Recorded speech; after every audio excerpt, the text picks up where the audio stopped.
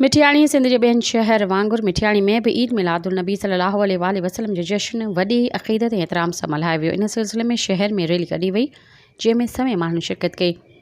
Rally जी अॻवानी दरगाह आलिया मशहूरी शरीफ़ लाड़काणे जे पीर तरीक़त रहबर शरीयत साहिबज़ादा अलहाज मोहम्मद अनवार मशहूरी ऐं सुन्नी तहरीक अॻवान हाफ़िज़ अब्दुल गनी पंवर ऐं फ़क़ीर मोहम्मद यासीन मशहूरी कई। रैली मुख़्तलिफ़ चौकनि मां थींदी JM सैद चौक ते पहुती, जिते कुरान ख़ानी जी तिलावत खां पोइ मशहूर नात ख़वाननि फ़क़ीर वाजिद कासमी, फ़क़ीर ज़मीर हुसैन मशहूरी, फ़क़ीर सोनो ख़ान, फ़क़ीर हिम्मत अली सरवर कायनात सल्लल्लाहु अलैहि वसल्लम जी शान में नातूं पेश करे महफ़िल खे झुमाए छॾियो।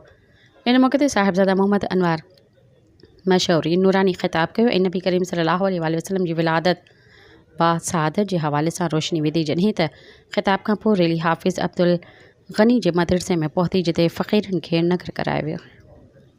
सब्सक्राइब कयो अवामी न्यूज़ HD खे ऐं ताज़ा तरीन ख़बरुनि लाइ ॾिसंदा रहो अवामी न्यूज़ HD।